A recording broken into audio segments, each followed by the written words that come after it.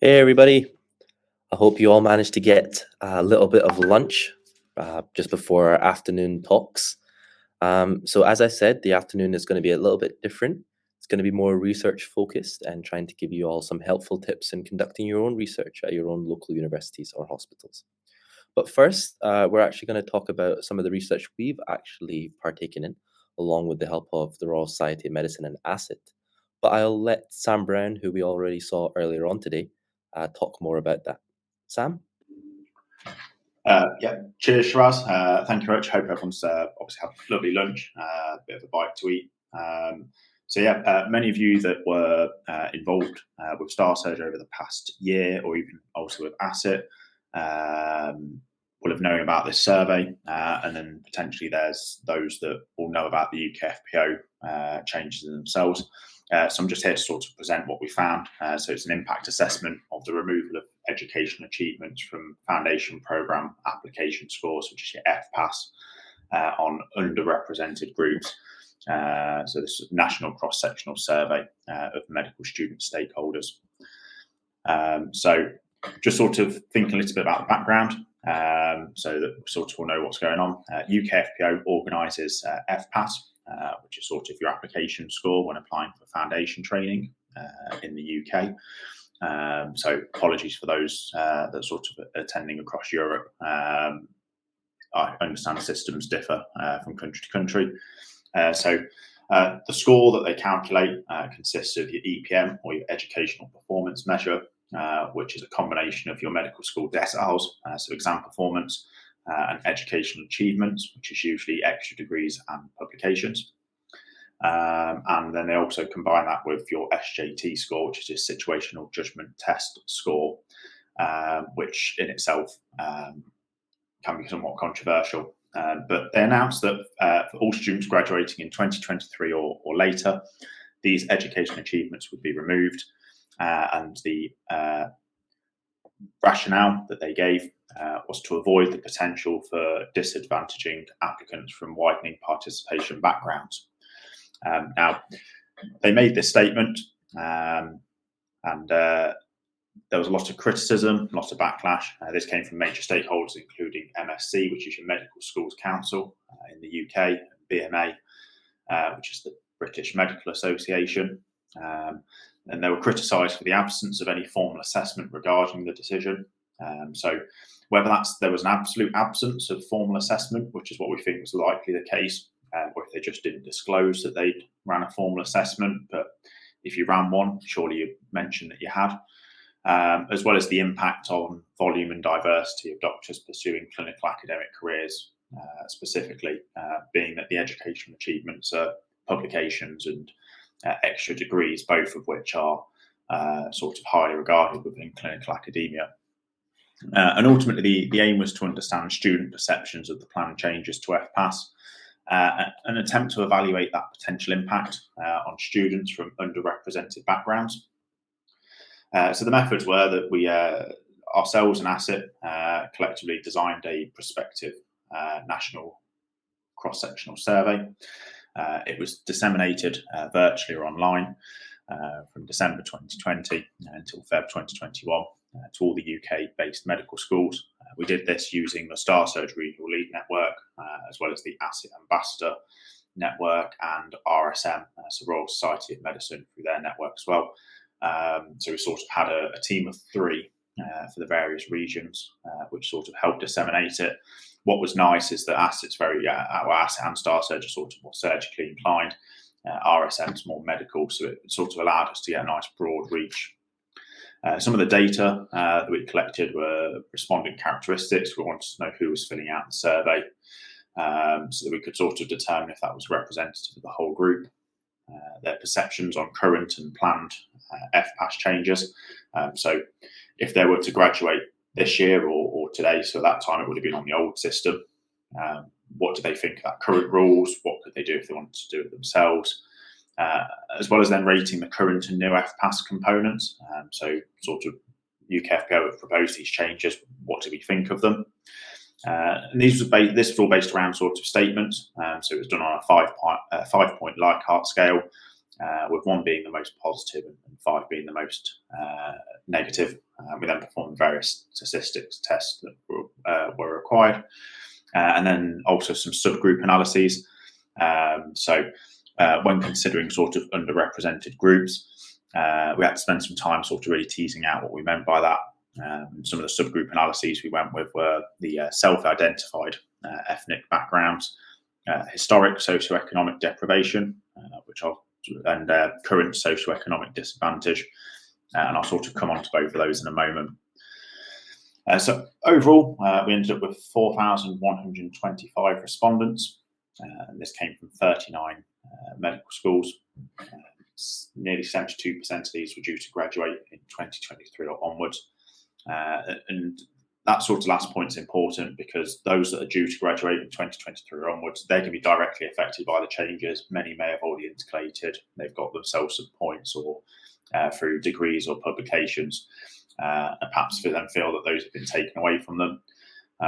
It's important to note that means that almost 30% of the respondents will not be affected by the changes, but still felt it was important to share their views on the matter. So whether that's because they agreed or disagreed, but needless to say, they weren't personally going to be affected by the changes. So it was nice to have a small proportion that sort of had less bias attached. Overall, respondents self-identified across a range of backgrounds. So sort of, although the plot's not up there, ethnicity itself, there was 55.8% from a white background. There was then 25.3% from Asian, 4.1% from Black, and we then had other minority ethnic groups, including mixed ethnicity. And overall, these were sort of broadly representative of the medical school cohort when compared to sort of GMC collected data. So it was nice from an ethnicity point of view that we were sort of able to cover what was probably representative of an entire medical school cohort. We also explored historic socioeconomic deprivation and current socioeconomic disadvantage. So difference between those two being that we were looking historically, so sort of was there anything in their childhood or anything growing up that perhaps had an impact. So we looked at income support and free school meals whilst they're at school, as well as then taking the 5th quintile of the IMD. So this is based on postcodes and sort of where you live and sort of what level of deprivation there is. So this was very much thinking from a growing up childhood point of view, how have they sort of been affected. We then sort of explored current socioeconomic disadvantage. So that's looking at students who have a main carer role. So those that are perhaps having to look after friends or family as a defined carer. And that's going to be more time consuming. That may end up limiting their ability to engage in some of these sorts of other activities. Financial debt, so if they're currently in financial debt. Of course, many students struggle financially anyway, but this will sort of be trying to add a more defined statement around that, as well as current employment. So many students do have to work to be able to fund either their undergraduate studies or if they're partaking in other activities, extracurricular stuff, are they having to work to sort of keep that going? So we found there was a nice mix across the board, which again we felt was good, represented medical school cohort in a strong fashion. We then have respondents expecting to receive points. So we wanted to look and see how are respondents likely to receive points? What's the most common way? How many of the respondents are going to be receiving points? I'm sure you're probably all sort of sitting here thinking, well, if you're going to receive points and then you've had them taken away, you're more likely to fill out the survey. Yes, that is true. So, of course, that's something that we had a look at.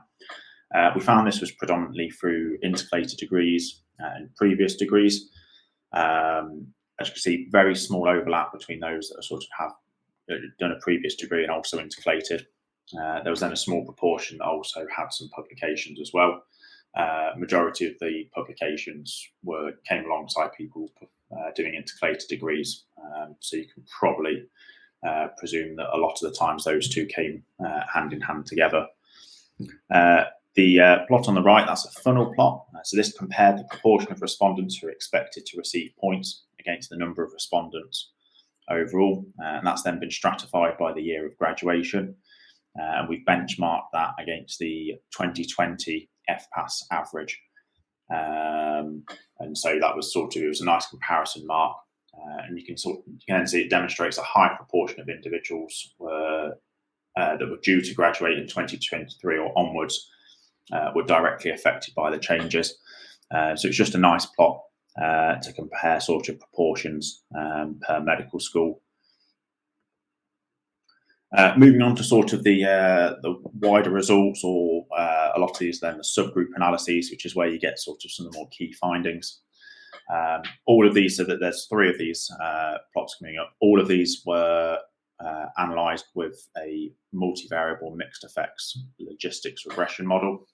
So this was used to adjust for potential confounding factors. So one I've touched upon already is the expected year of graduation, so before or after the plan changes. Historic socioeconomic deprivation, current socioeconomic disadvantage, and ethnic group. We did mixed effects. We then had a random effects model for the medical schools. So you can imagine that each one has been clustered as for each medical school, which then allows the variability from med school to med school to be accounted for. We then explored each one having been stratified by their ethnic and socioeconomic backgrounds, so we could tease out those individual differences. So when you're exploring that, we found that overall there were positive views on earlier on I turned around and said that 1 was most positive and 5 was least. It's the other way around in the plots, so I apologise for having missed that before. But overall, respondents felt that education achievements should be included in FPAS, that there should be other achievements that are also considered. There was overall a disagreement that it should only be in the AFP or the SFP programme, that it shouldn't be limited to that. Interestingly, in terms of personal views, many people disagreed that the current FPAS system disadvantaged them, and there were then neutral views in terms of how it disadvantaged others, and that there was any changes required to FPAS as well, which I guess is interesting when you're considering that they want to include other FPAS achievements, and yet they don't feel there's changes needed. Then when you then explore this, but you stratify it by ethnicity, you can see that there are some differences between groups. So the overall similar results to how they were before. You can see that the main ones to note are the changes required to FPAS, being that Black and Asian ethnic groups agree, or have some slight agreement, that they feel there should be changes made to the current FPAS system, as opposed to your minority / multiple ethnic groups, which then disagreed.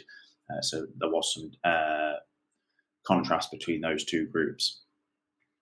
If we then explored the impact of the education achievements that have been removed, you can see again there is some differences between those that are currently and socioeconomically disadvantaged and those that are not.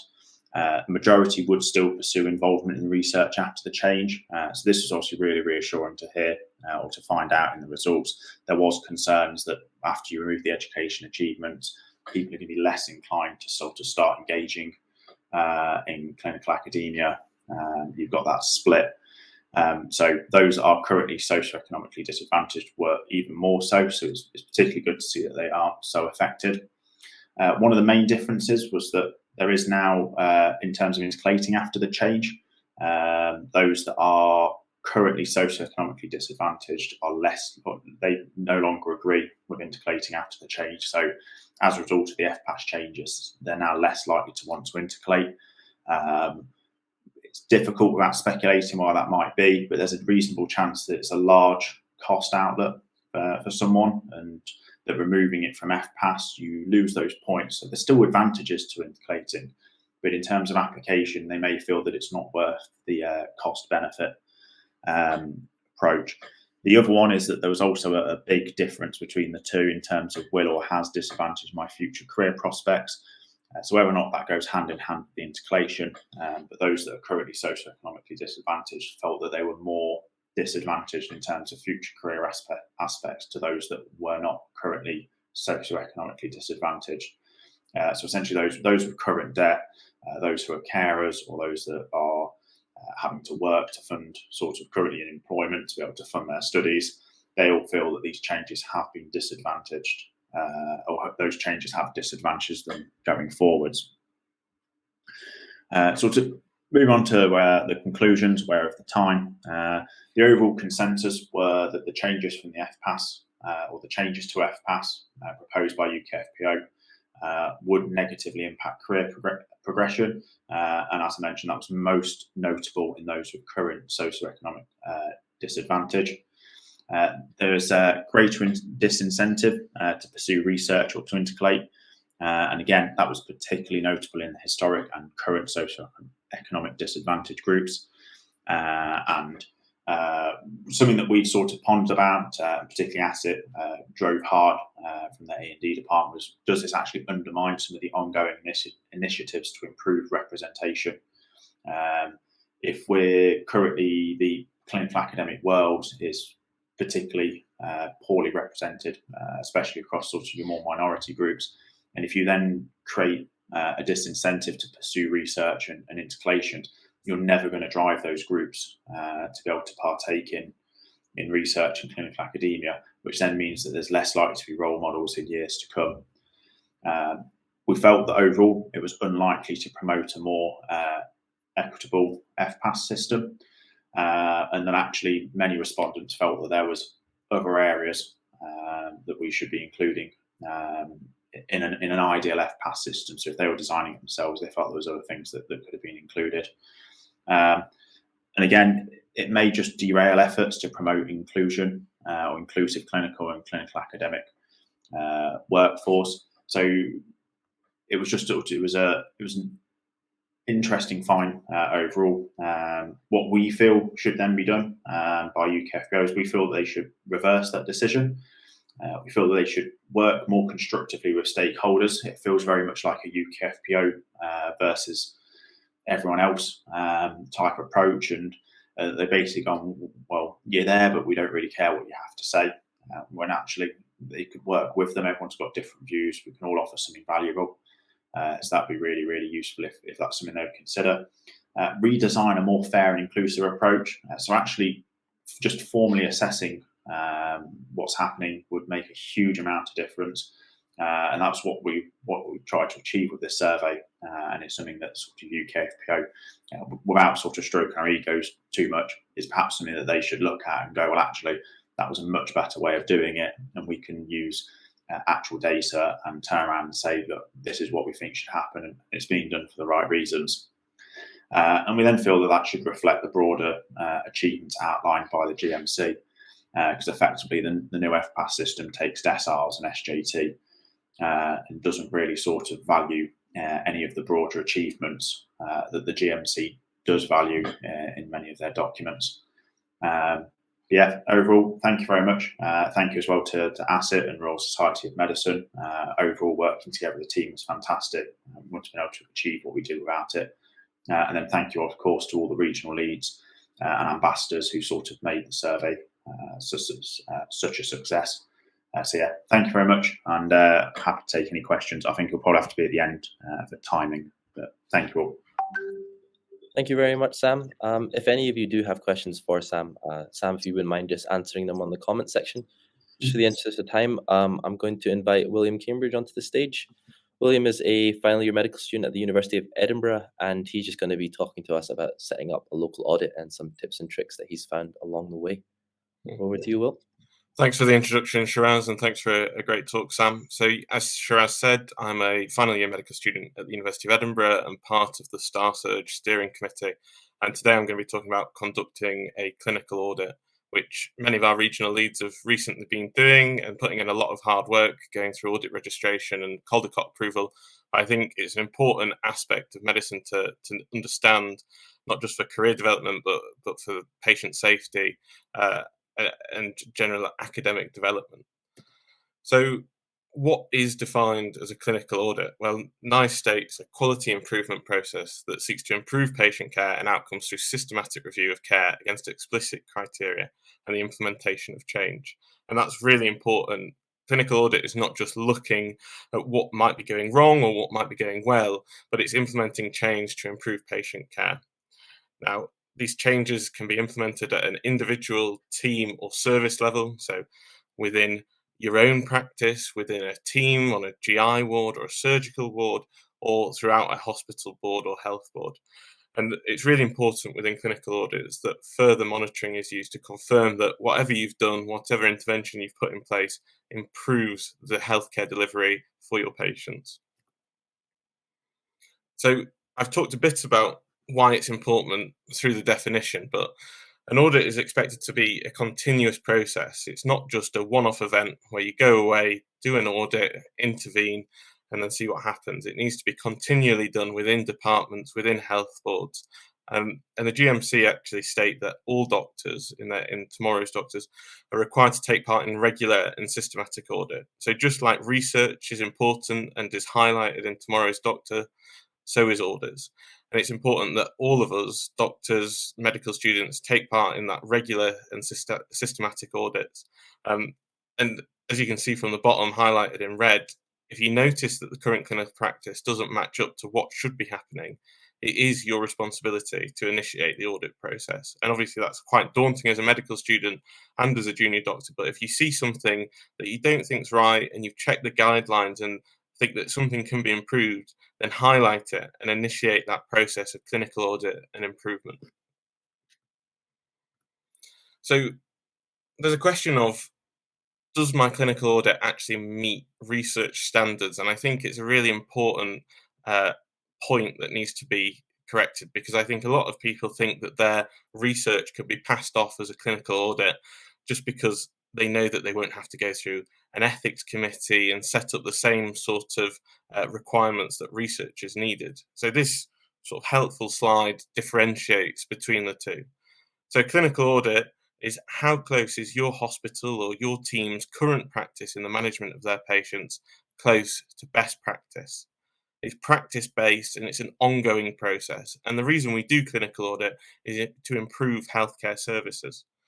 Research, on the other hand, is to try and define the best practice. And that's an important point between the two. Clinical audit is what is best practice and what is our current practice, whereas clinical research is looking at what is best practice. How do we improve our patients? What new things can we do? It's theory-based. Obviously, I'm not going to go into research aspects, but research in clinical trials are based on years of work, and you're trying to really define what is the best for my patients in this setting. They can be one-off projects. I think it's important to know that research is often also an ongoing process, but it really is defined into certain projects. It's not an audit which can go on and on to check that standards are being met. Research is more, you do one thing, and if something new or exciting or which improves patient management comes along, you can then research, maybe that's actually better for my patients. And research, of course, improves the knowledge on health matters in a number of respects. Now, how does one get involved as a junior doctoral medical student? You've noticed a change, you've noticed something that might not be right, or you feel that maybe your antibiotic prescribing in a department isn't as uniform as it should be, or we're not prescribing the correct things, or not everyone's getting the treatment that they should be. Well, the best place to go is asking members of the MDT, the multidisciplinary team. Now, these could be consultants, they could be pharmacists, they could be nurses, they could just be your audit department. And you can always ask on your placements if any audits are occurring and if you can help. So it doesn't need to be that you found an issue. It can just be that you want to take part in an audit and you want to see how the process works. Now, if you've identified an issue, obviously you can then go to the audit department yourself or an MDT member and put forward that idea. And that's often a great way to get involved through either sort of pathway. Now, it's sometimes easy to discuss as a medical student, at least, with junior doctors about the aspects of clinical audit. So if you've highlighted something, it might be easy to talk to your junior doctor if there's already an audit going on in the department looking into that area. And they're often great ways to integrate within the department and also find out where to go next. So the audit cycle, I think everyone should know this for a multitude of reasons, but if you think of it as an ongoing process, obviously it's going to take a spherical shape. And really the starting point is identifying the problem or the issue. So as I said again, those two pathways, you either identify the problem yourself, or maybe your consultant or registrar has identified a problem and want you to look into it. You then need to set your audit standard, which we'll talk about in a second. Now, obviously, you yourself will not set your audit standard. You aren't going to be the person that defines, well, 80% of people need this treatment. Audit standards are set from guidelines, consensus statements, and other research that's gone on into the area. Following your audit standard setting, you need to do data collection, which is what we're doing with CASCADE at the moment when we go into our first data collection period. And then when you've collected that data, you can compare the performance of the department with that audit standard. Now, it may be that you're doing better than the audit standard. It may be that you're doing worse. It may be that you're doing exactly the same. If you're doing worse or the same, you can always try and improve. But even if you're doing better, you can try and improve that rate. Nothing's 100%. And if you want to get to that standard, you need to make a change. You need to have an intervention. And that can take multiple images. But we'll talk about that in a second. Now, once you've made that change, the important thing is to re-audit. So you've made a change, you've made an intervention, but how do you know that that change has actually made any difference to your patient outcomes, the management of patients? Well, that's done by closing the loop. And closing the loop really is going back to this data collection and then comparing again with that audit standard you've already set. Now, identifying the topic, well, it's quite difficult as a medical student sometimes. And I think, we're so hard done by with exams and revision that it's sometimes difficult to go into the literature as a student and go, well, this is being done here. Maybe I can see how we're doing in comparison to that. But you can always have a look on PubMed or on ResearchGate at recent research topics and something that might be topical. Now, it might not even be that. It might just be that you're on a department and you've noticed that something might not line up with your teaching. So if you've been taught on a certain topic that should be done for all your patients and you see that some patients aren't receiving that care, you can go ahead and talk to consultants and junior doctors and get that clinical audit process going. Now, you can also do it in an area of medicine that interests you. Now, audits, and I'll talk about this in a second, are often important to career development and career processes, and they take up a large portion of portfolios. So in the core surgical portfolio this year, completing a clinical audit with follow-up, so closing the loop and presenting the work, actually scored you more points than PhDs, research papers, and national prizes. And obviously there's discrepancies between the difficulty of all those, but I think a clinical audit is probably slightly easier or very much easier than a PhD. And I think, not only does this benefit your patients, but you can see it as benefiting you in the long run as well. Additionally, you might not even have to think of your own topic. There may already have been an audit done by a previous member of staff who's then left or decided they don't want to re-audit, and you can re-audit that process and see if guidelines are being met following intervention. In terms of if you're getting stuck, you can always ask others for help, and STARSurg are very happy to help out if you have ideas, but there's multiple collaborative groups across the country, and I think Dr. McLean this morning mentioned a number of them.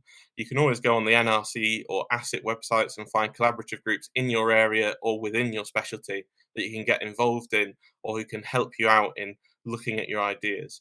Additionally, as I've already said, registrars and consultants are usually very happy to help with audits, but also sometimes there's journal clubs or online lectures which might highlight an issue to you that you then think, oh, well, maybe I can see how my department's performing with that regard. In terms of setting your audit standards, I've already talked about this, so I won't dwell on it for too long, but you need to define what your audit standard is, and that's not you defining it, that's defined from a publication, such as a consensus statement, as in the bottom, or from guidelines from a society, or from, in fact, the National Institute of health and care excellence. And you can find all of these things online and find the rate at which patients should be treated as such. So for the Cascade audit, a lot of our audit standards are actually 100%. And it's really important, obviously, that patients receive this management. And if your department isn't performing as well, then that needs to be improved. You also need to define what compliance with the standard is in your context. So, as I've said, there should be some things that are done for 100% of patients, but some things you would expect that some patients might be missed off. So, trauma patients might have missed certain preoperative assessments, and it means that you have to sort of tally up differently how your audit standards are met. So, obviously, all patients who are going for emergency surgery who are female should have a pregnancy test offered. But if you're not reaching that slightly, maybe at 98 or 99%, you can explain that with trauma settings and different management plans. And obviously, if this isn't being achieved, if you're not reaching your audit standards that you've already set out, something needs to be done about it. And we're going to talk about that in a second, the intervention and the different ways in which you can get your department to step up and meet that audit standard. In terms of data collection, this is, as I've said, what we're getting on with and what our regional leads have started to prepare our collaborators for. You're going to have a supervisor. Obviously, as a junior doctor and medical student, you can't just start an audit process on your own. You need a supervisor, which is generally a consultant at the department. And if you go to the audit department, they'll put forward a supervisor. Usually there's an audit lead within each department, and they'll be able to help you and guide you on your clinical audit process.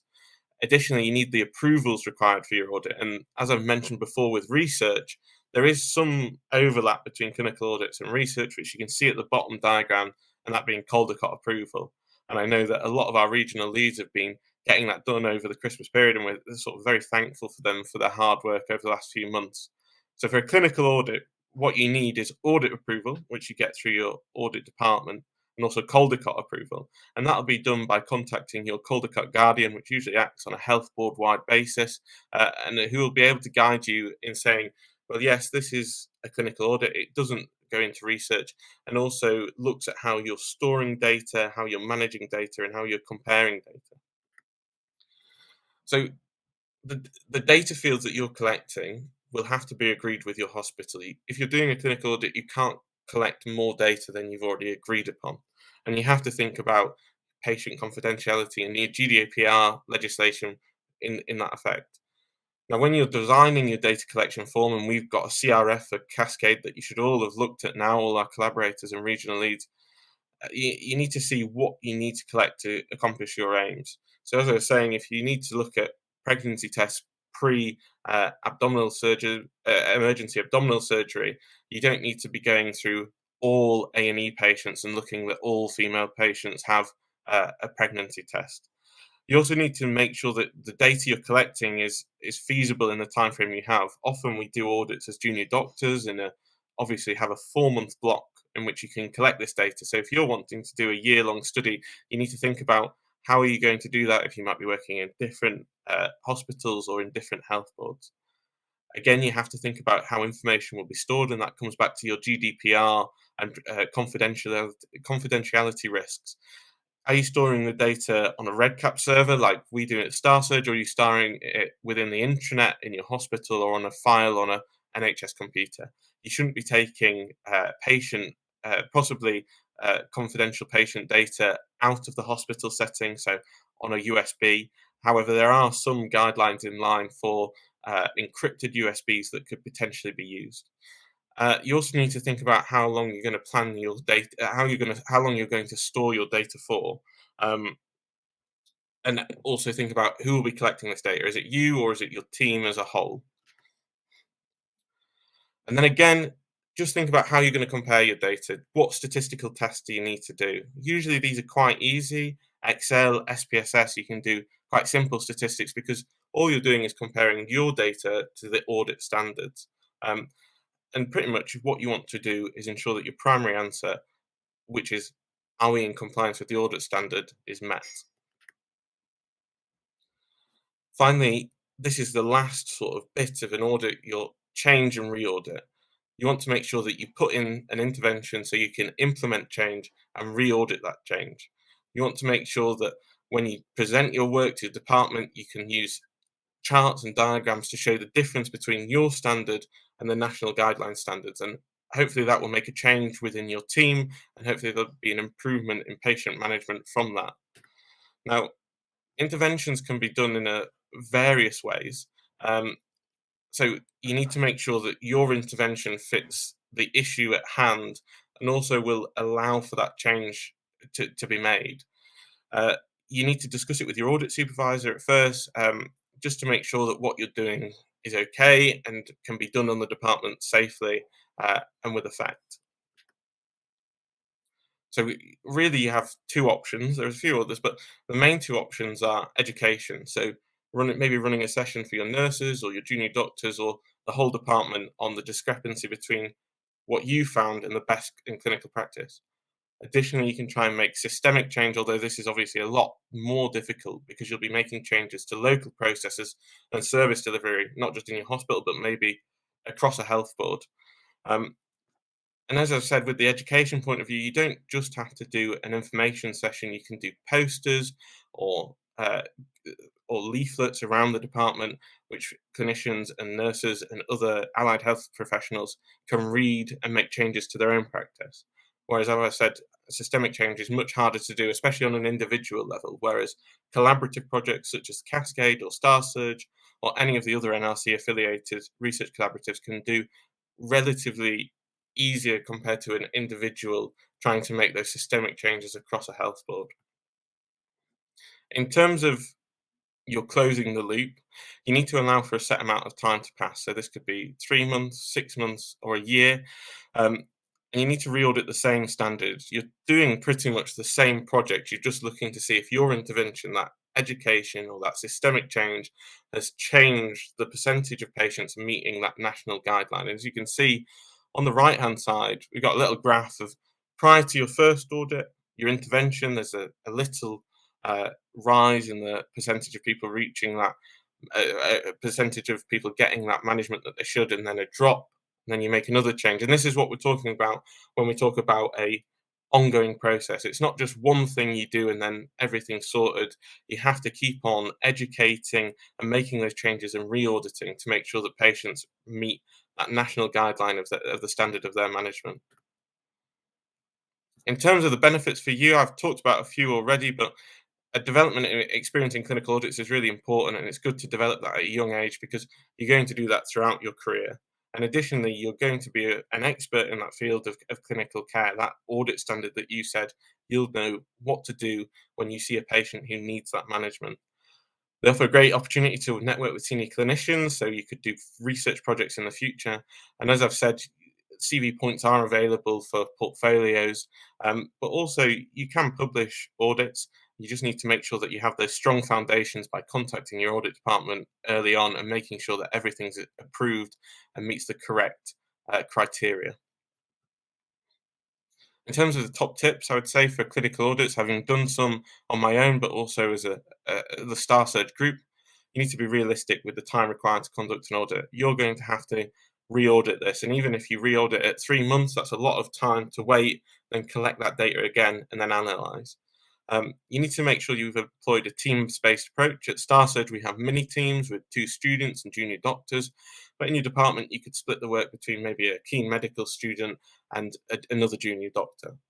You want to make sure that your guideline is clear and acknowledged, and make sure that in the department you'll be able to collect that data relatively well, and make sure that you've got your approvals before starting. You don't want to be halfway through an audit and be told by the audit department you've not got the approvals and you need to stop. And finally, make sure that ensuring that patient confidentiality is maintained and your GDPR guidelines are maintained, because it's really important, not just for your sake, but also for your patient's sake, thinking back to medical ethics and making sure that patient confidentiality is never compromised. I'd like to thank you for listening to this talk, and thank you for all the other speakers today. I think in the interest of time, I'll answer any questions in the comment section, and I hope we're all looking forward to getting involved with the CASCADE project. Thank you very much, William. That was really helpful. The next up on the stage, we have Miss Emily Mills, a junior doctor working in Cambridge. who's going to be talking about getting your abstract into a conference. Over to you, Emily. You're just on mute, Emily.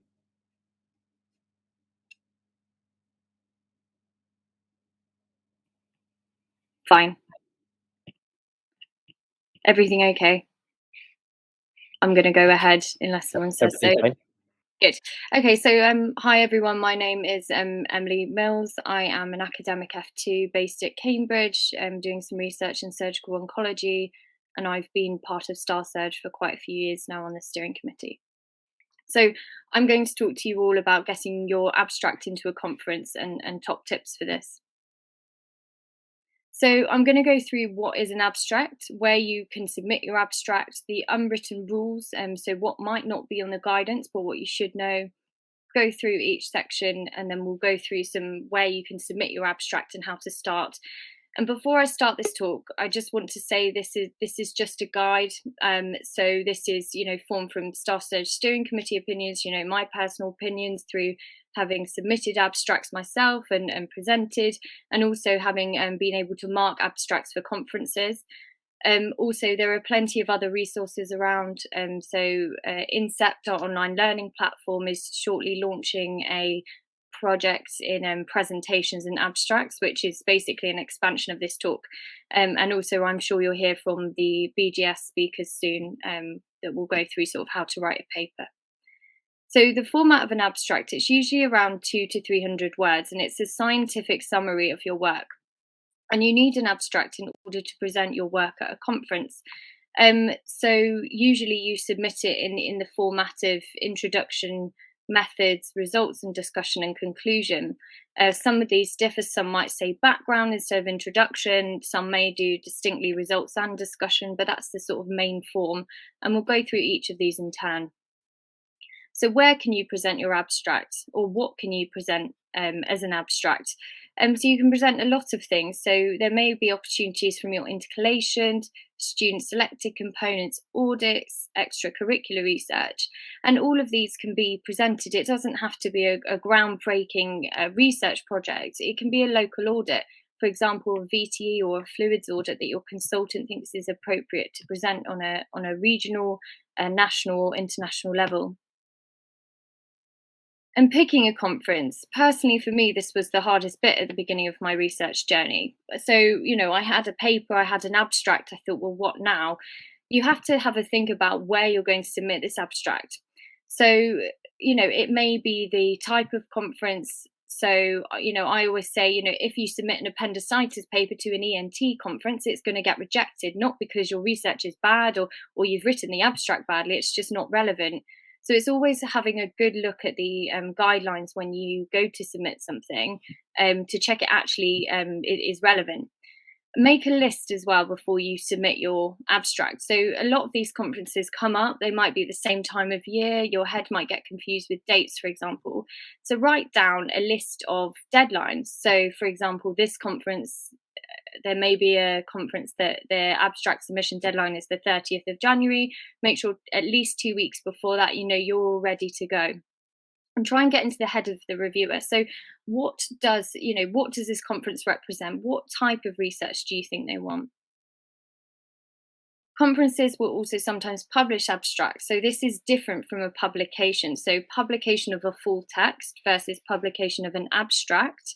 Some of the abstracts that you submit to conferences will be released in a supplement at the end of a journal as a conference sort of presentation. Your abstract will be put in that, but not the full paper. And that would come under your name as a published abstract.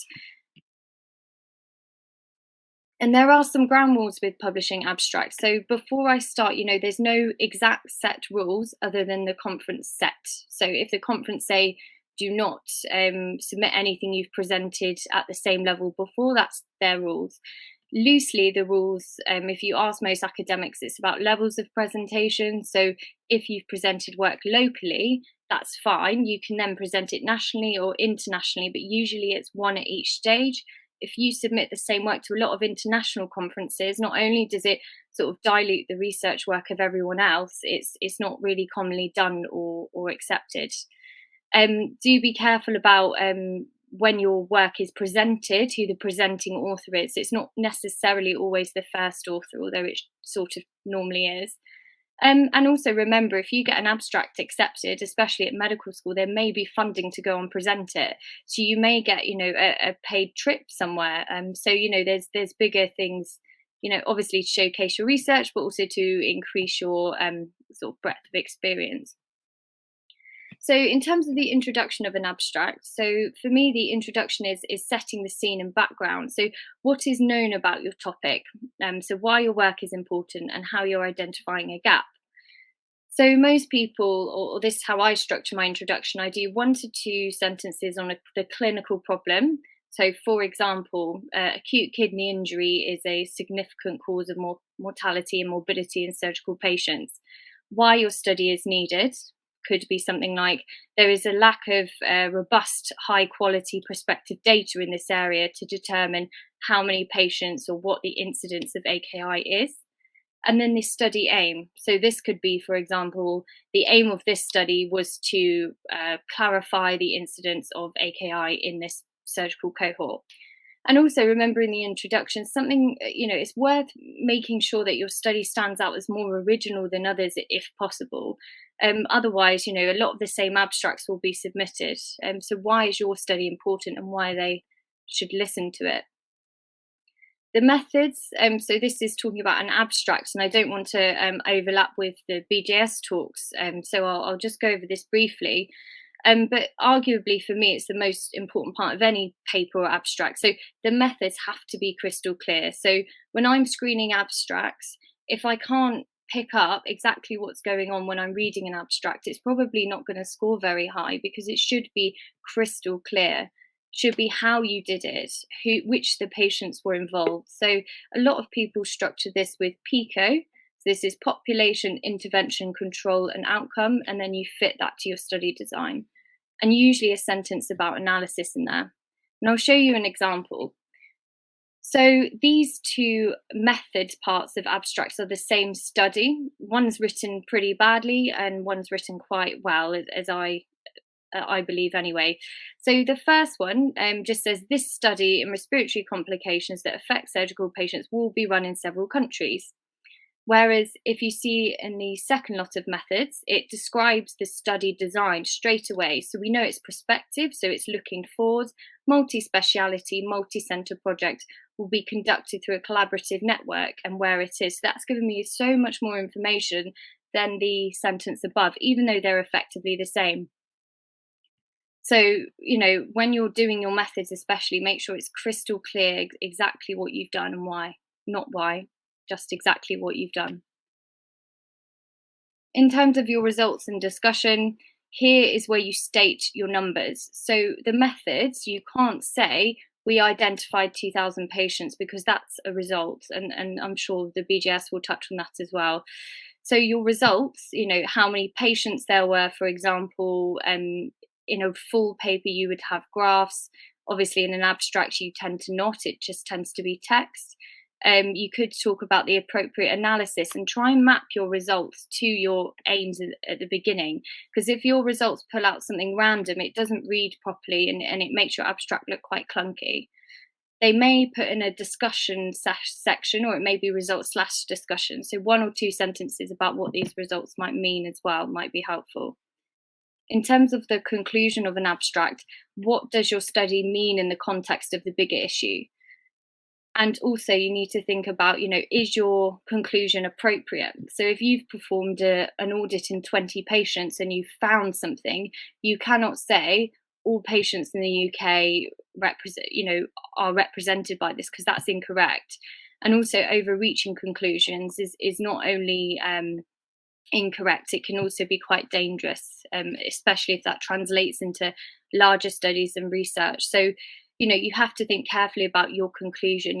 What have you found in that data that's valid? And a lot of people, and this is just personal opinion, tend to put further research is needed to blah, blah, blah. That's probably true in most cases, but reading that again and again can make an abstract seem a bit sort of unoriginal and a bit robotic. So my top tips, as I've said, listen to the following talk. Those speakers are going to go through all aspects of writing a paper, and that will also help you form an abstract. If I were you, I would read other abstracts. We're meant to learn from others. Research isn't meant to be about one person sitting in a room competing against one person sitting in another room. It's meant to be about patience, and we're meant to do the best that we can to produce the highest quality research to change clinical practice. So go on other abstracts, go to a journal that you think you might submit to, or go to a previous conference paper when they publish the abstracts, and have a look through there, look at the general structure. Also ask for help. Research, again, isn't something you're meant to learn by yourself. No one can. You always learn from others. Make sure your abstract is crystal clear, and I really, really can't stress this enough. When you're reading many in a row, if you read one that you can't understand pretty quickly, it's difficult really to get through. Also about the relevance and importance of your abstracts, and you've got to remember it's a competitive selection. So you want to make this easy for the marker, you want to make it clear, and even things like typos are not really acceptable when submitting an abstract. So some conferences that you could consider, ASIC conference is usually quite a good place. So when I was a medical student, I submitted personal work, and also from a STARSurg point of view, we submitted quite a lot to ASIT, and they're a conference that covers sort of from medical students to more senior trainees, and they usually have abstracts open. Unfortunately, they've just closed for this year's conference, but other conferences are there, and I've mainly picked them because they're ones I'm personally aware of, but there are many others about. And the main thing is to ask around. So your consultant or whoever's sort of helping you with research should be the person to point you to these places, because no one really knows all these dates and all these conferences off by heart. You usually learn from speaking to other people. Your final point. So if you don't submit an abstract, you won't present your work. So really you have nothing to lose. So, if you have, work from an SSC, it may seem small, it may seem low patient numbers, it's probably worth submitting, because you never know, you may get a poster out of it, and that poster can take you forwards into, your CST or registrar applications. It's also meant to be fun. It's meant to be about a learning experience, learning in groups, collaborating. And, to take those first steps, you have to put yourself out there.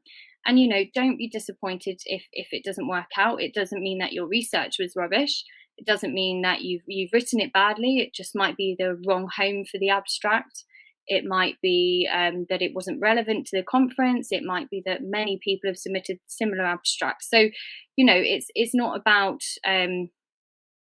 you learn from rejection as well, which I'm sure they'll go through in the next talk. And most people, have had things rejected, and it doesn't really reflect on you or your research. It just might be how you approached it. And good luck. Submitting abstracts and attending conferences are often sort of first steps that people make. You feel uncomfortable, out of your comfort zone, but actually these are great first steps in order to get your research out there and really showcase your efforts. So just want to say thank you to everyone that was listening, and if you have any questions, please put them in the chat and I will have a look when I can. Thank you. Thank you very much, Emily. That was very, very informative.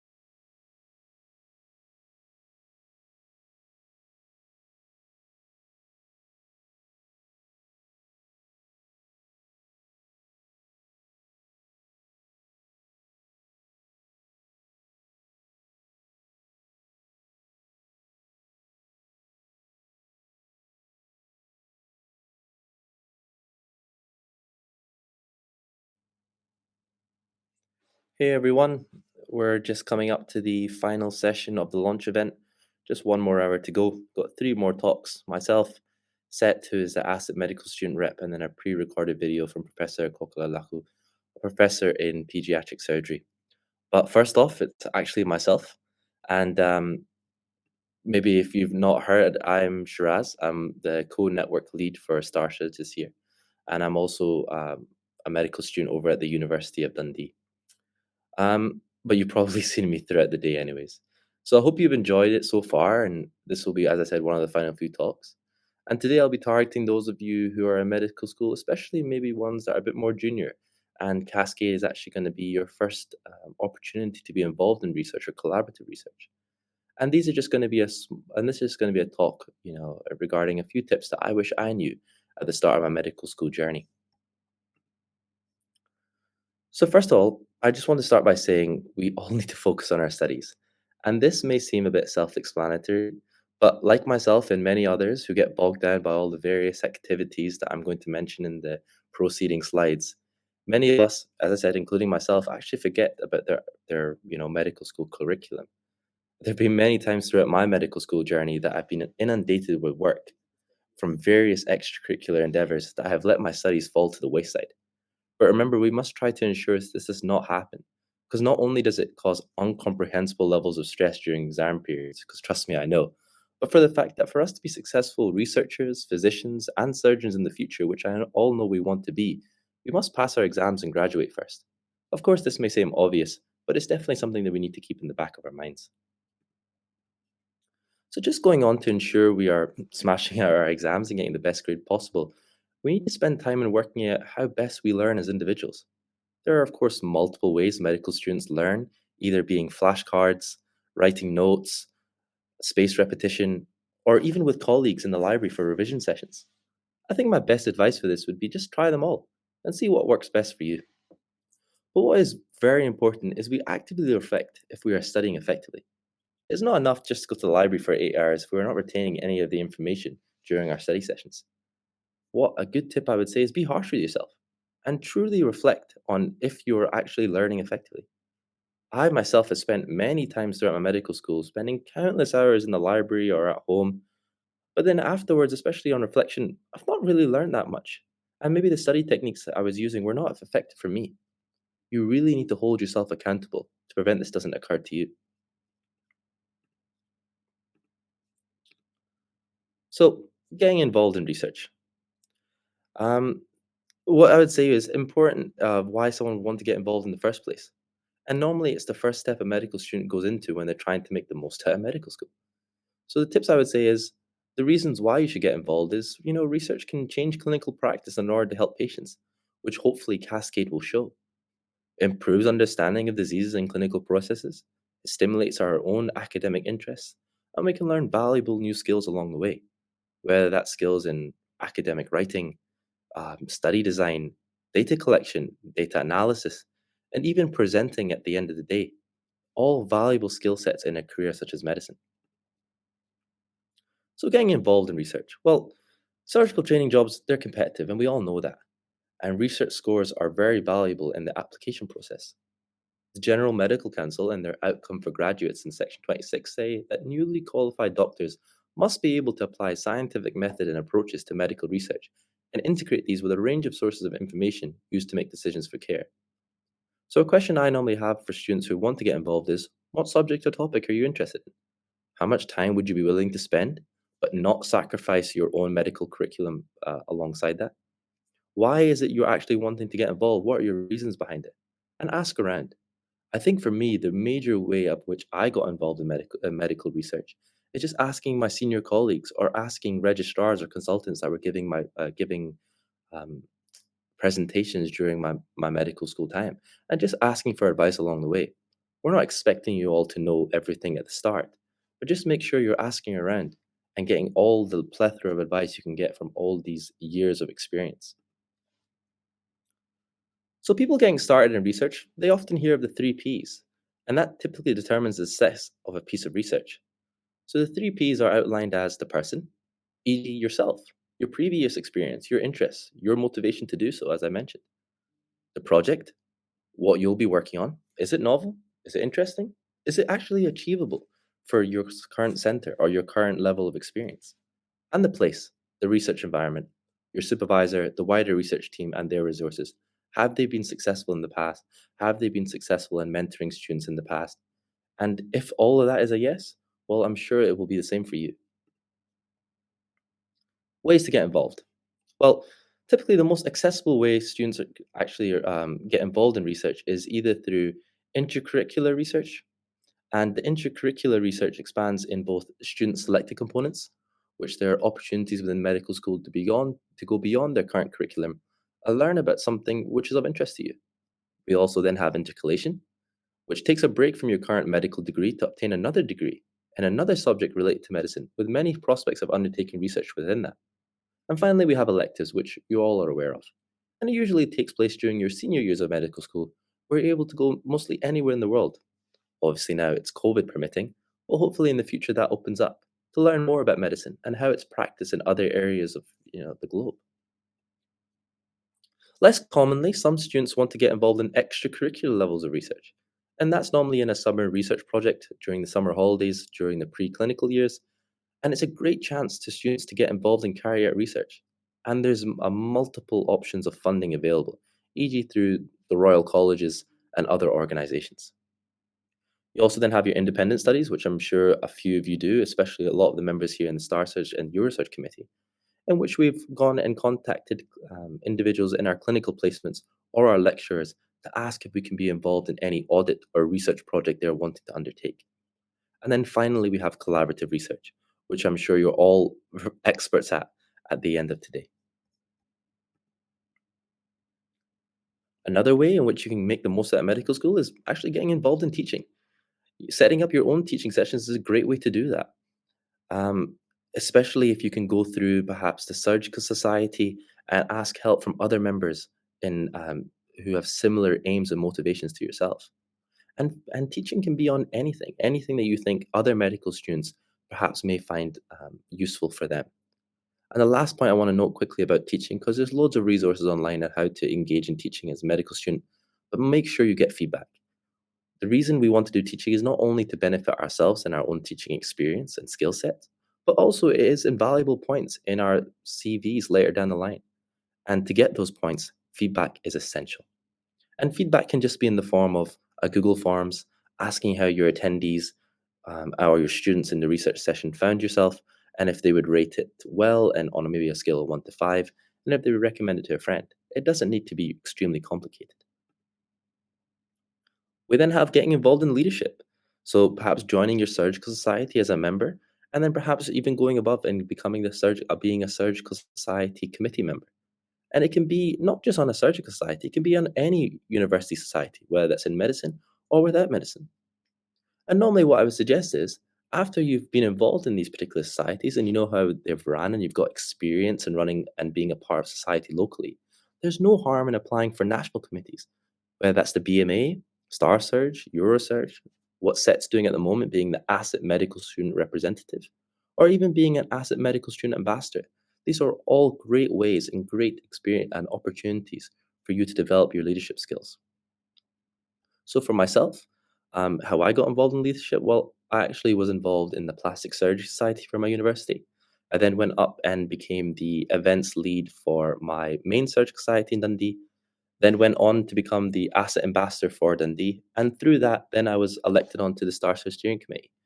And with that, all those experiences have just built up upon my leadership skills as they go.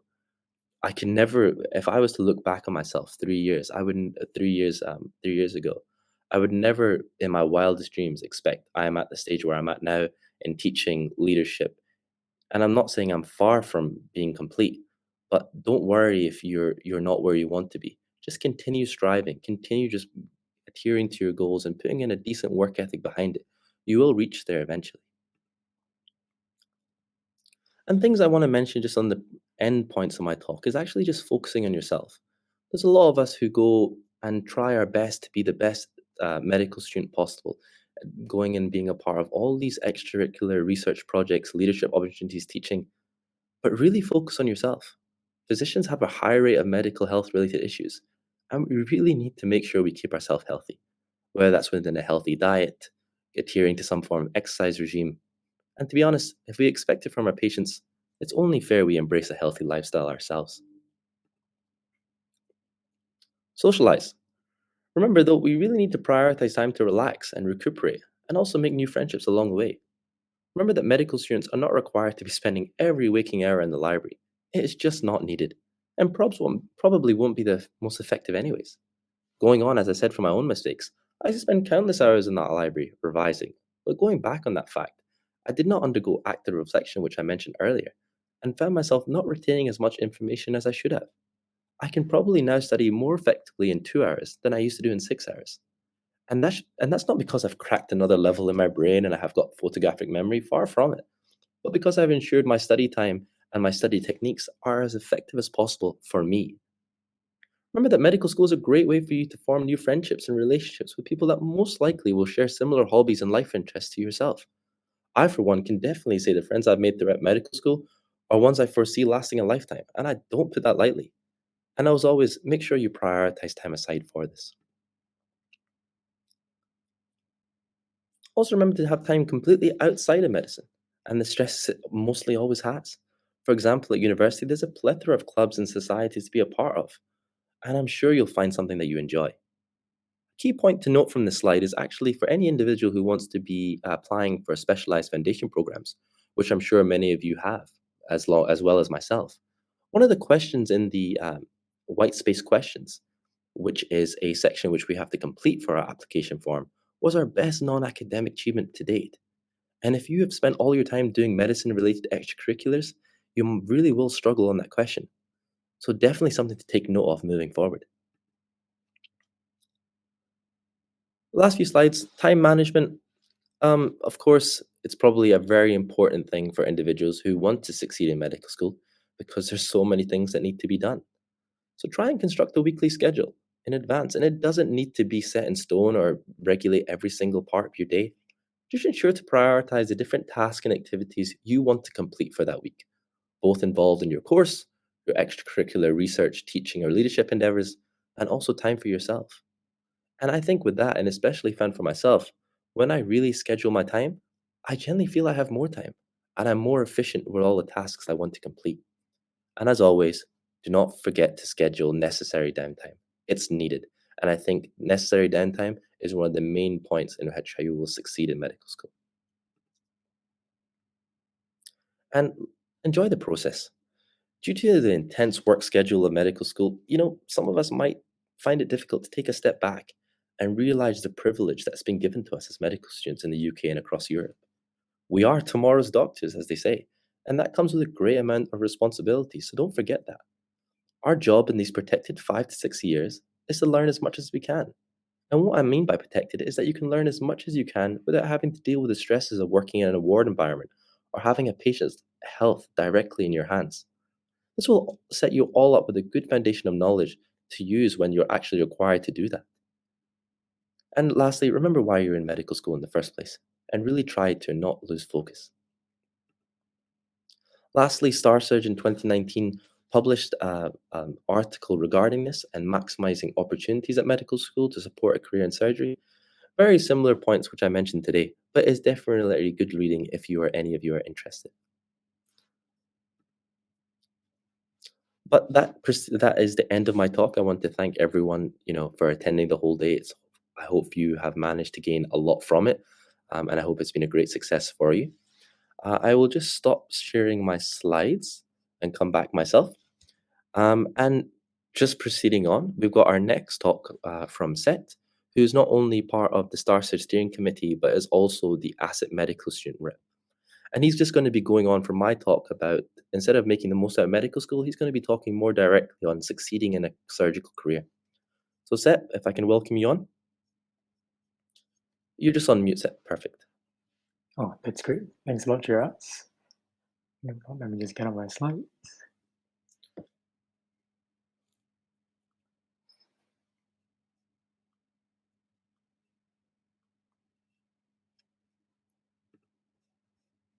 Okay. Shiraz, you just confirm you can see my slides. Yes, we can confirm to see and hear you. Oh, great, man. Thank you. Okay, so good evening, everyone. So my name is Seth, and I'm the AC Medical student rep. And yeah, I'll be giving a talk today on succeeding in surgical career, following what Shiraz has delivered, which was a fantastic presentation. And I hope you guys had. I mean, I myself had a lot to take home from the presentation as well. So hopefully, you guys felt the same too.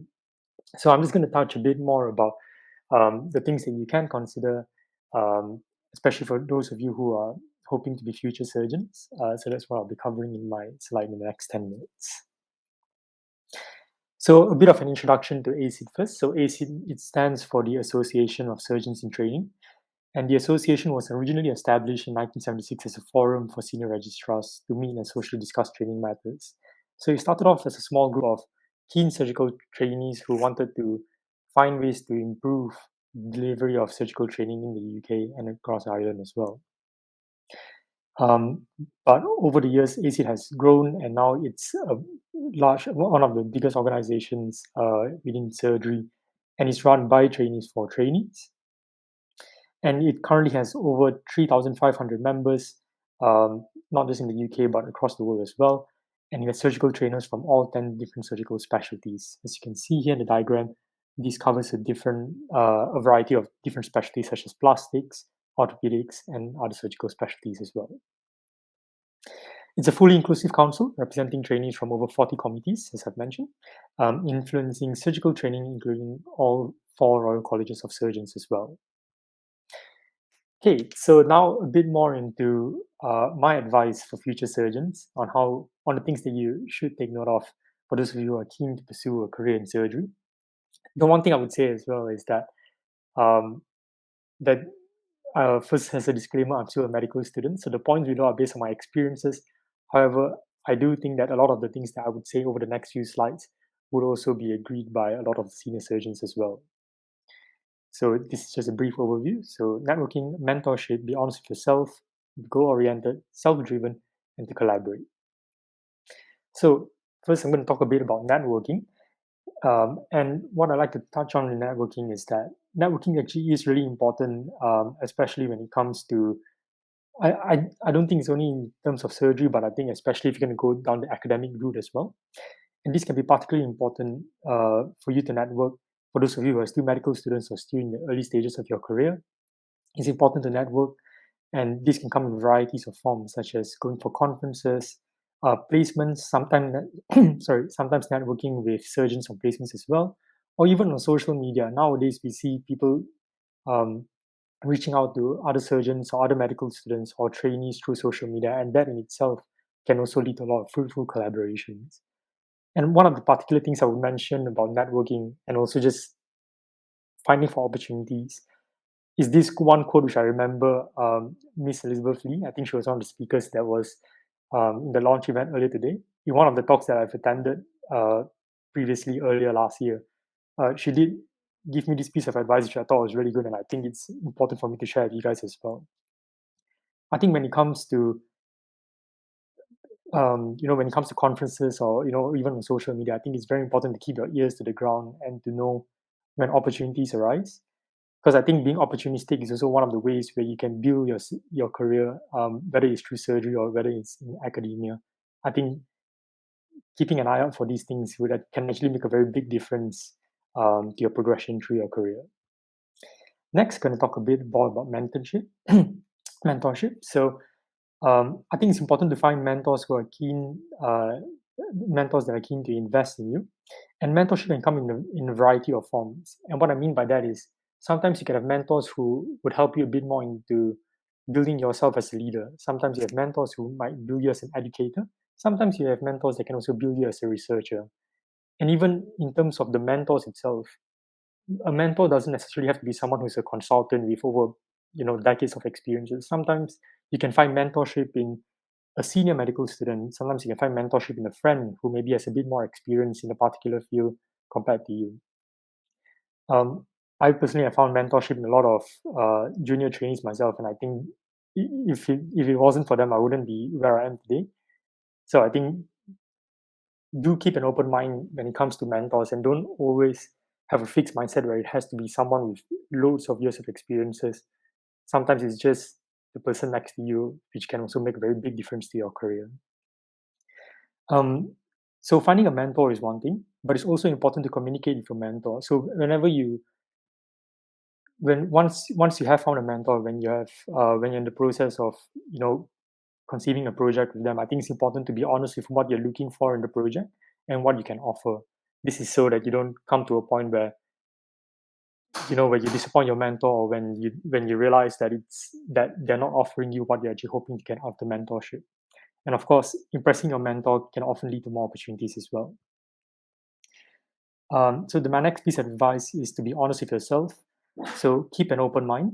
And what this means as well is that because surgery is a very competitive career, and I think it's sometimes, I think it's quite common, or I would say sometimes what happens is that people may focus too much on a particular specialty, particular surgical specialty. I think I would think it's good advice to keep an open mind and to consider all specialties, just so that one day you can look back and know that you've actually made an informed decision as to what you want to do, as opposed to keeping a closed mind from the very start.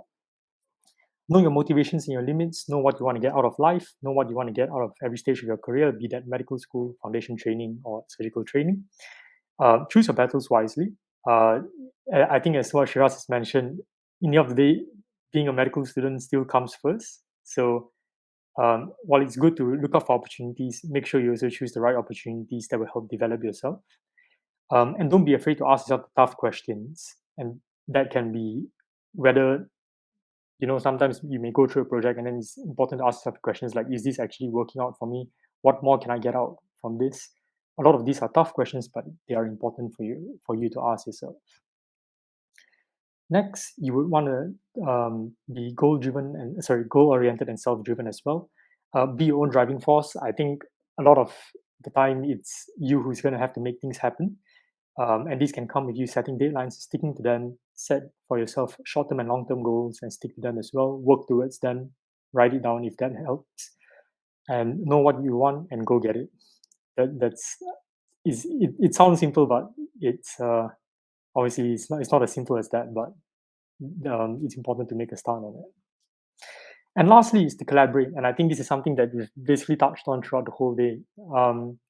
And I've just listed here a couple of societies which have done a lot of great collaborative work in surgery, so such as STARSurg, Eurosurg, BURS, NANSIC, and also the big study which Sam has presented earlier today as well. So I'm just going to quickly talk about how AC can support you in your surgical career. So the couple of things that AC does is to deliver foundation skills in surgery courses. So this is to help you build your surgical skills. We also have webinars on preparing yourself for a career in surgery, as well as our annual international conference that's coming up in March, which I would highly recommend you guys to go for. Okay, so for prizes, there's a couple of prizes that ACID offers, and one of it is the Battle of Surgical Societies prize, and this is for UK surgical societies. There's also the Medical Student Essay Prize, which will be launched the next 1 to 2 months. There's the Medical Student Surgical Elective Prize as well, for those of you who are going for elective soon, as well as the yearbook cover competition and many more. And I would say that it's best to keep your eyes out on the ACID newsletter and on the ACID website for all of these opportunities. These are the other benefits that ACID offers, but you will be able to find it on the website as well. So thank you, and that's all from me. If you guys have any questions, feel free to reach out to me through Twitter or through email. Thank you. Thank you very much, Seth. That was, again, just as informative as all the other talks throughout the day. I'll just remove you from the screen. So everyone, we're just coming up to the end of our launch event.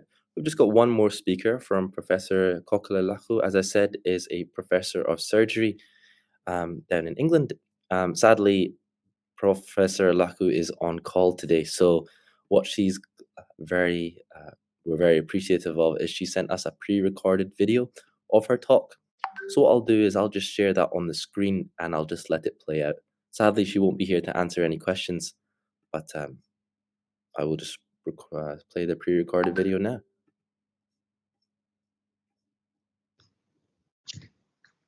Hello, everybody.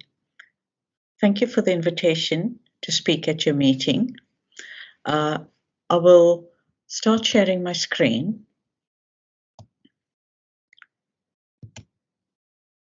Okay, so my remit was to talk about academic careers in surgery with emphasis on global surgery. As surgeons, we are also thinkers. We want to know how these problems arise and how we can make them better. But we have challenges. We are busy clinical service. We are skill-based specialty. We need protected time for research. We need funding. We need to time manage. And if we take on surgeon scientist role, how do we maintain our skills? How do you equip yourself for this role? You need an interest in academia. And in this country, as junior doctors, you have an AFP and academic CT programs, which are encouraging and you should take on if you have an interest in academia. You start off small and slow, doing case reports, case series, audits, which are all requirements, or join a team that is embarked on a systematic review, or do a systematic review yourself. Or do an MMed that will give you research skills, or go beyond. If not written, it never happened. That's our American colleagues' view, that if you're doing research, you do something, you write it up and publish it. What is global surgery? There are a lot of themes around this. Is it helping others? Which come across as that very patronizing by our LMIC colleagues. Is it teaching abroad, missions? What next? I believe global surgery is working together towards equity in surgery worldwide without borders with a multidisciplinary team. Includes doctors, nurses, administrators, government bodies, advocates, financiers, NGOs, and so forth. What happened in 2015? It became the year of global surgery, where the Lancet Commission introduced surgery as a global health problem to policymakers, leaders, and governments.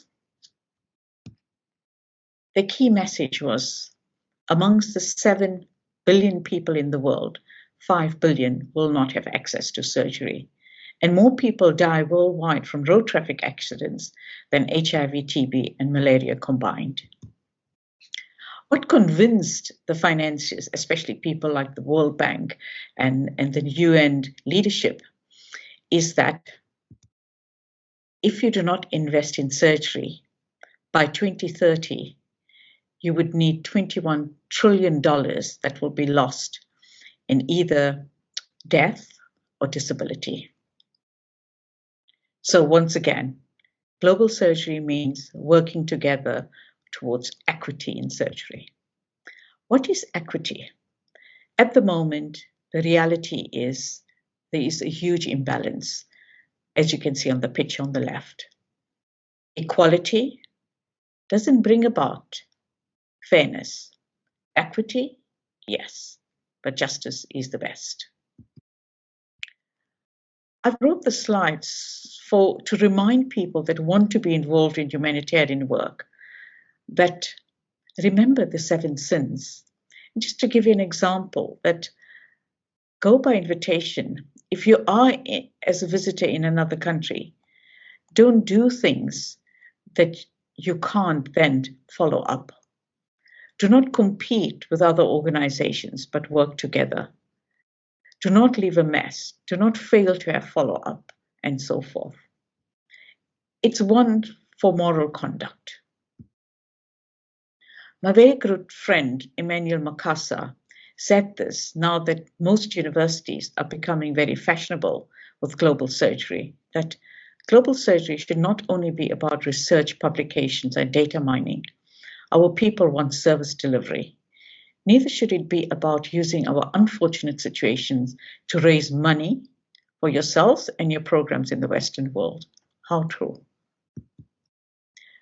In Oxford, we formed the Global Children's NCDs, concentrating on 3 major themes which the World Bank and WHO identified. When the Lancet Commission happened, they forgot about children, yet almost 2.5 billion children have no access to surgery. And 85% of children will need surgical intervention before their 18th birthday, be it a tooth extraction. So some of the projects that you can become involved in is an example that we did during the COVID pandemic. We formed the Global Children's NCDs and launched a COVID PEDS cancer study, identifying what would happen to children with cancer during the pandemic. We had our principles, and we had over 100 countries sign up. And to date, at the point of our analysis, we had almost 3,000 patients. We engaged leadership in every continent, as you can see in the steering committee, and the huge work and learning was done by medical students and junior doctors from around the world who engaged in the study and are continuing to work with us. What is very important is that we have published that work in the BMJ, which should come out in a month's time. But the striking and shocking outcome is that if you're born in a low-income country, your chances of dying from cancer as a child is 35-fold higher than if you were born in a high-income country. Another way of involving yourself with research and global surgery is to join the International Student Surgical Network called INSISION, and I'm sure many of you are familiar with that already. I've spoken to many of the leadership and asked them to develop a buddy concept, which is partner yourself with an LMIC student, use a pen pal concept, undergraduate training, share your undergraduate training, share your career progressive as a doctor in partnership, and develop together in your postgraduate careers. And if you all do this and have a vision, our vision for healthcare equity will be realized much sooner than what we think. In Oxford, we've also formed OXPLORE, an OXPLORE stands for Oxford Pediatrics, linking our research with electives. So in 2016 and 2017, I was aware that a large number of medical students from Oxford do their electives in low and middle income countries. And I said to them that while you are there, why don't you partner with an LMIC student, and I will give you a theme project to work on so that all of you going in all the different countries have a theme to work on. And this was basically starting an international research collaboration and connecting students and junior doctors around the world. Amazingly, it was a prolific organization. The concept won the first prize at the presentation at a pediatric meeting. And the first study I asked them to do was on a childhood tumor. And soon, between 2017 and 2020, collaboration became so active that it wasn't only Oxford students taking part, but even students from around the country and around the world. And now the emphasis of ideas have shifted from high-income country to low and middle-income countries. And our champion from Rwanda is now leading and suggesting with his colleagues from LMIC as to what themes and what areas they would like to collaborate on and work on, which is impactful and significant for the countries that we wish to work in. Another way of getting involved is that using your AFP projects, such as, so if you're an academic foundation trainee, one of them was Somi, who wanted to work in the global arena. My colleague from Bangladesh was very keen to look at blood transfusion practices in her country because she felt that a lot of blood was wasted. And blood in her country needs to be bought by the families when needed for operations. And sometimes families are so poor that the healthcare workers, doctors, nurses in the hospital would bleed themselves to save a child's life. So we embarked on a project where we looked at what was the current anemia level for which operations were done, and our work got into the Lancet. We then look at current transfusion practices in Bangladesh, and this work has been accepted in the World Journal of Surgery. And now we are doing transfusion practice post a protocol that we've introduced to avoid wasting of blood. And in our projection, we feel that within 6 months, we'll be able to save $3 million just by using a protocol. Similarly, another AFP F1 wanted to do some work in Kenya. So I contacted my counterpart in Kenya and said that, look, what would you like to look at? How, there is a student who would like to work with you. And my thoughts were that let's look at surgical practices for children in District General Hospital. And the immediate answer came back is, no, that's not what we want to do. We want to look at neonatal analgesia, especially the babies that we operate on and those that get cannulas put in, or they get heel pricks, or they get lumbar punctures and so forth. And we started this project and had several work been done in different provinces, and then this became a national work. And the Ministry of Health was completely bemused and got involved because they realized the impact of this work. And the impact of the work was that we identified analgesias that can be used. And the best analgesia for minor procedures like a cannulation could be breast milk or sugars, and paracetamol and morphine be reserved for more complex or interventions. And just by having this guideline, which is nationally adopted by the ministry, there's a cost reduction of 65%. Another F1 has done work on mortality and morbidity in low-income countries, low and middle-income countries, looking at traumatic brain injury. And surprisingly, what we found is that mortality is not high in children, but morbidity is high, causing a huge amount of disability to the economic cost to the country.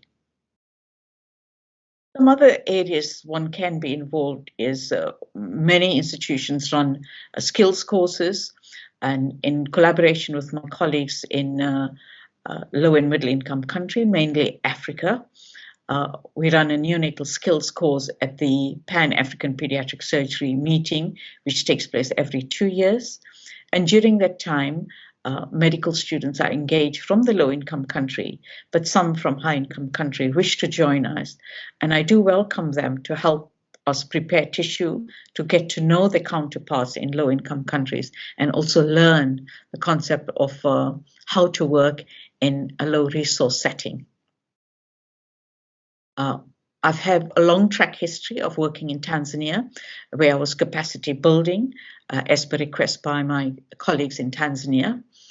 We've reached a point where they request for research development, and just in the last, in the 20-year work that we've been doing together, we now have funding to do research projects and fund a research worker in the Department of Pediatric Surgery who is a public health specialist, and they have become so astute in identifying problems and researching them and coming with solutions that there is impactful research being delivered in this institution. Just an example of them wanting to learn ultrasound techniques using a mobile phone ultrasound to help with identify abdominal problems or do interventions of abscesses and so forth. And now we have a grant from a German team who has joined the Tanzanian team to do the training of ultrasound skills, and the project is ongoing. We also have undergraduate students who want their special study modules, which is now called SSTs. The 4th years and 6th year students join us. We can only accommodate 15, but we have 40 or so applicants. And what we do is embrace them in our group. So the global surgery group in Oxford is made up of women's and reproductive health, orthopedic surgery, anesthesia, as well as general surgery. And between the 4 departments, we take you through whichever area you have interest in, and you have to do a project, which is then presented at GESOC or any of the international meetings you wish to present it at. We also run a credit-bearing short postgraduate course. The course design is jointly designed by our LMIC colleagues and us in Oxford. So it gives you a vision of global surgery and what global surgery actually means and how it should be managed. Thank you very much for your time. I'd like to end with a story of an anthropologist from the UK who was studying village activities and behavior in Africa. And for one of his projects, he put a bowl of fruit under a tree, lined up the children, and said, look, the fastest child can have this bowl of fruit if he wins the race. And it's quite clear that some of the children are much bigger than the others, and who will win the race. However, amazing thing happened. The children lined up, held hands, ran together, and shared the fruit together. The anthropologist was bemused and wanted to know why they did that, especially to the biggest child. And he said, if I ran and took it, I would eat by myself, and that would be selfish. All my friends would be hungry and hate me and won't be healthy. So if we share it, we all are happy and we can work together. And this is the Ubuntu concept in the Xhosa culture, which means I am because we are. If you wish to contact any of these organizations, here's the number. The Global Initiative for Children's Surgery has its website, and it's actually a organization for children's surgery aligned to UNICEF. Thank you for your time.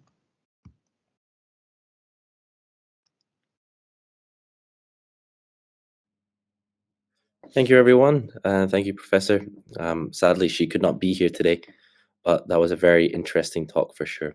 And if any of you do have any questions or inquiries for her, just follow that email that she just suggested there.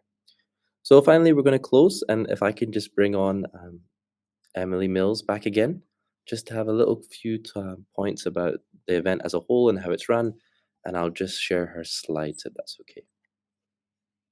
Great. Thanks, Shiraz.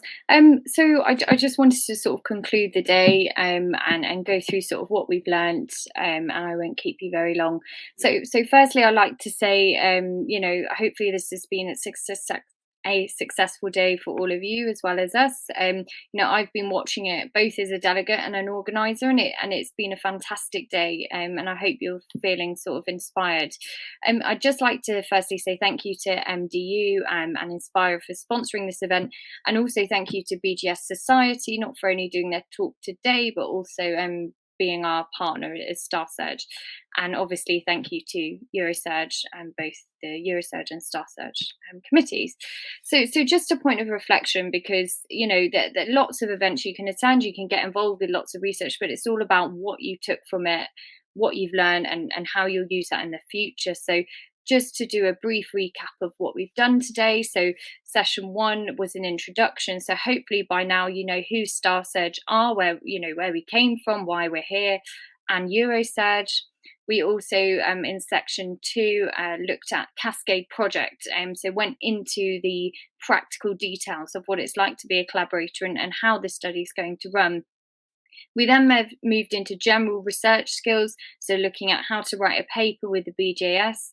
And in section 4, we had a look at careers, and we hopefully, the accumulation of these talks left you feeling inspired.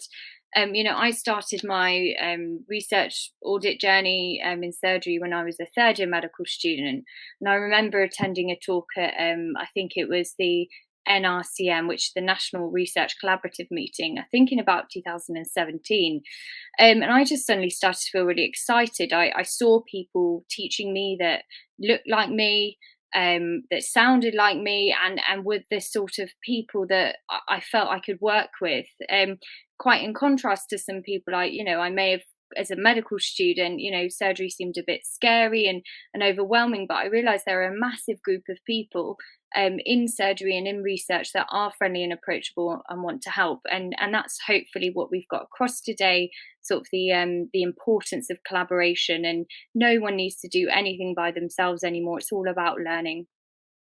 So just to conclude, thank you for attending today. We will be sending feedback forms via email in the coming days, and to receive a certificate of attendance, you will need to complete the feedback form so we can track that.